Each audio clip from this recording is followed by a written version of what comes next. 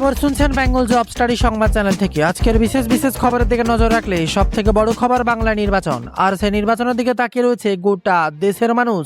কারণ বাংলায় এবার বিধানসভা ভোট কতটা যে হাড্ডাহাড্ডি লড়াই হবে তা কেউ বোঝার অপেক্ষা রাখছে না। কারণ একটাই টার্গেট প্রধানমন্ত্রী নরেন্দ্র মোদীর বাংলা, আর তাতেই তাকিয়ে রয়েছে মোদীর এবার সম্মানের লড়াই বাংলা কি হয়। আর আমি উজ্জ্বল নিয়ে এলাম আজকের সারাদিনের বাংলায় কোথায় কি কাণ্ড ঘটছে বাছাই করা 20টি গুরুত্বপূর্ণ সংবাদ। এক মুহূর্ত স্কিপ না করে ভিডিওটি প্রথম থেকে শেষ পর্যন্ত ধৈর্য ধরে দেখুন প্রতিনিয়ত লেটেস্ট খবরগুলো সবার আগে পাওয়ার জন্য। এবার আসছি হেডলাইন। এইমাত্র ভয়ানক খবর, 110 জন সদস্য নিয়ে ভেঙে পড়ল বিমান। বিরাট বড় বিপর্যয়, কোথায় এমন কাণ্ড ঘটলো শুনে আপনি চমকে যাবেন। আজকের ভিডিওতে থাকছে তা নিয়ে বিরাট আপডেট। ধুন্ধুমার 2 নিয়ে এবার গোটা দেশ তোলপাড়। ধুন্ধুমার 2 এর টিকিট পাচ্ছেন এবার গাভাস্কার। কি কাণ্ড এবার, ধুন্ধুমার 2 রিভেঞ্জ দেখতে ব্যস্ত গোটা দেশ। বাংলায় ভোট, আর তার আগেই যেন এবার বদলের পর বদল। একই সঙ্গে সরিয়ে দেওয়া হলো 73 জন রিটার্নিং অফিসারকে, একসঙ্গে সরিয়ে দেওয়া হলো, আর তা নিয়ে তোলপাড় গোটা বাংলা। আর তার মাঝে বিরাট বড় খবর, এবার চেন্নাই সুপার কিংয়ের সুপারস্টার এবার মহেন্দ্র সিং ধোনির বিরাট বড় বার্তা। অবসর নিয়ে এবার বড় কথা বললেন ধোনি। এবার কি তাহলে আইপিএল থেকে অবসর নেবেন? প্রশ্নের উত্তরে MS ধোনি বলেন, আমি 60 বছর বয়স পর্যন্ত আইপিএল খেলতে পারি। এরপর সিএসকে অনুষ্ঠান মঞ্চে অভিনেতা মজা করে অনুরোধ করেন, অবসর নিয়ে ভাবার পরিবর্তে আরও কিছু বছর হলুদ জার্সিতে খেলুন। তখন হালকা মেজাজে 44 বছরের ক্যাপ্টেন কুল বলেন, এই বয়সে ফিট থাকা ক্রমশ কঠিন হয়ে যাচ্ছে, তবে আমি চেষ্টা করতে পারি। তা শুনে উচ্ছ্বাসে ফেটে পড়েন সিএসকে ফ্যানেরা।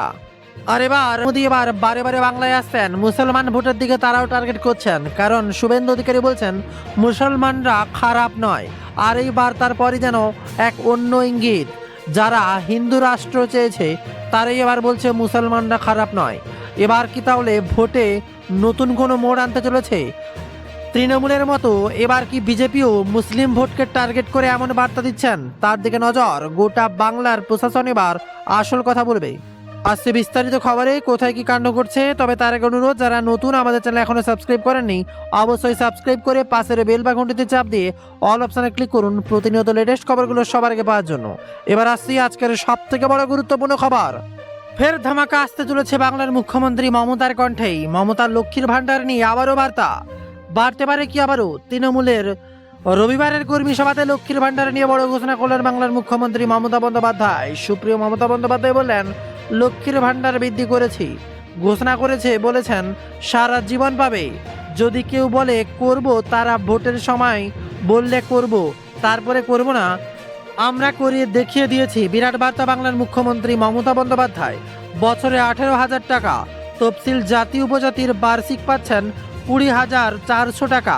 বিরাট বার্তা বাংলার মুখ্যমন্ত্রী মমতা বন্দ্যোপাধ্যায়ের।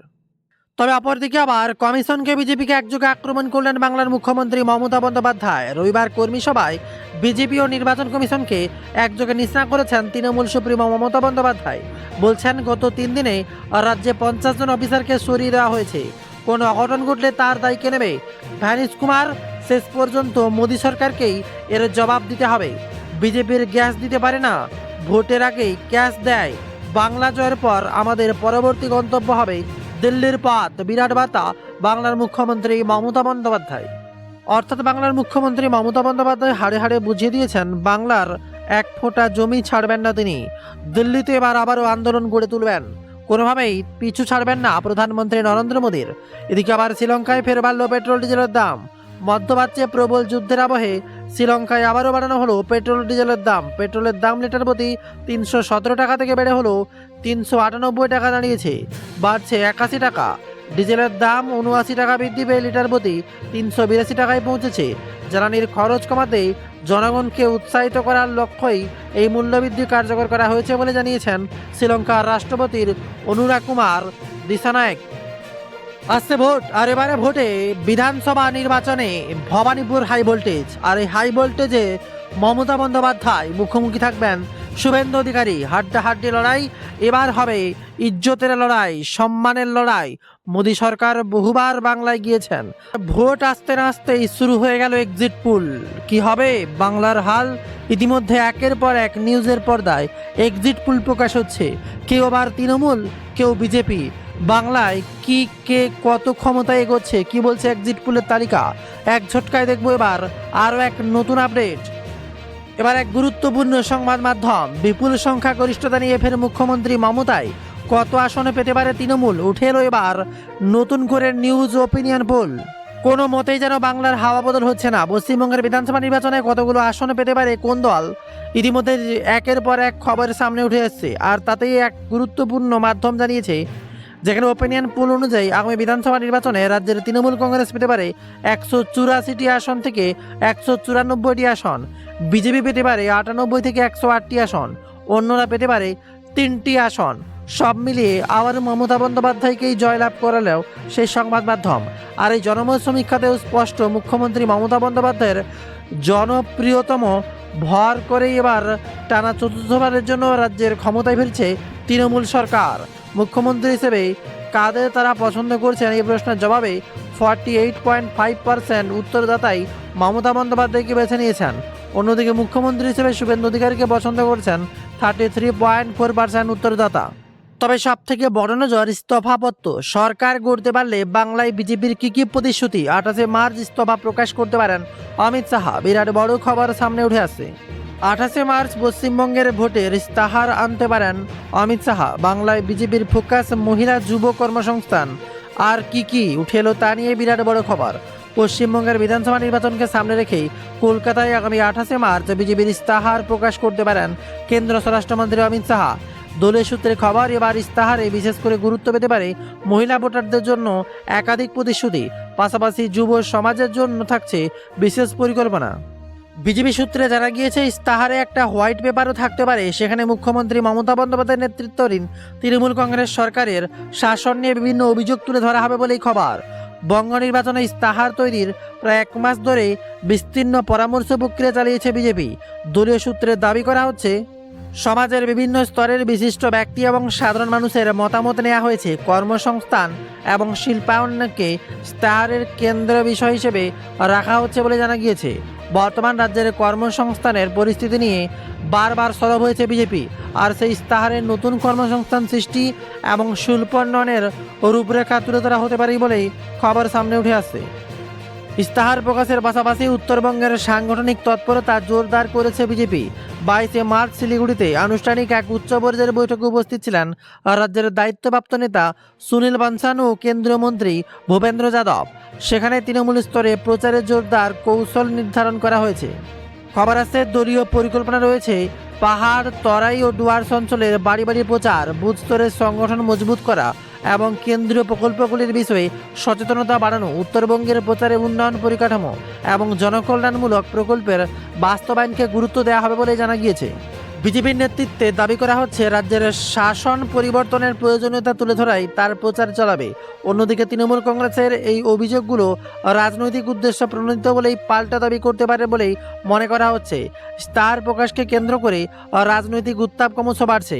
মহিলা, যুব সমাজ, কর্মসংস্থান এবং উত্তরবঙ্গ, এই 4টি বিষয়কে সামনে রেখেই বিজেপি তাদের নির্বাচন প্রচারের রূপরেখা সাজাচ্ছে। পাশাপাশি নির্বাচন প্রচারের গতি আনতে শীর্ষ নেতৃত্বের দুর্গাপুর সফরের পরিকল্পনা রয়েছে বলেই খবর সামনে। এবারে বাংলার ভোটকে যেন প্রধানমন্ত্রীর মূল হাতিয়ার, কারণ মমতা বন্দ্যোপাধ্যায়কে হারানো যেন সবথেকে বড় টার্গেট প্রধানমন্ত্রী নরেন্দ্র মোদী। এবার বিরাট বড় খবর, কেন্দ্র কোন কোন প্রকল্পের সুবিধা বাংলা পায় না, এবার WITT সামিটে বলবেন প্রধানমন্ত্রী বলেই খবর ছিল। আর তেমনই বিরাট বড় বার্তা WITT-তে সামিটে বললেন, যেখানে খবর সামনে উঠে আসছে, তৃণমূল সরকারকে বেলাগাম আক্রমণ প্রধানমন্ত্রী নরেন্দ্র মোদী। শুধু তৃণমূল নয়, পাশাপাশি বিভিন্ন উন্নয়নের বিরোধী বলে কটাক্ষ করলেন মোদী। যেখানে কংগ্রেসকেও আক্রমণ করতে এক চুল পিছু পা হলেন না ভারতের প্রধানমন্ত্রী নরেন্দ্র মোদী। সব থেকে হাই ভোল্টেজ এবার ভবানীপুর, কারণ তাতে মুখোমুখি হচ্ছে মমতা বন্দ্যোপাধ্যায়, আর অপরদিকে থাকছে বাংলার সব থেকে হাই ভোল্টেজ নেতা বর্তমানে শুভেন্দু অধিকারী। আর এবার ভোটে নেমে বিরাট বার্তা, যেখানে ভোটের নামে যে গোটা বাংলায় তোলপাড় হচ্ছে, শুভেন্দু মমতার নাম তার বলার অপেক্ষা থাকে না। আর এর মাঝে শুভেন্দুর বার্তা, যেখানে ভোটার নেমে এসেছে 1,60,000-এ। ভবানীপুরের জয় নিয়ে এত কেন আত্মবিশ্বাসী শুভেন্দু অধিকারী তা বলে দিলেন। ভবানীপুরে প্রার্থী হওয়ার পর 25,000 ভোটে জয়ের কথা বলেছিলেন শুভেন্দু। এদিন আরও এক সাক্ষাতে তিনি বলেছেন, 5 বছর আগে ছিল নন্দীগ্রাম, এবার মেগা ডুয়েল ভবানীপুর। আর সেই লড়াইয়ের ফল কি হবে তা নিয়ে চুলচেরা বিশ্লেষণ চলছে।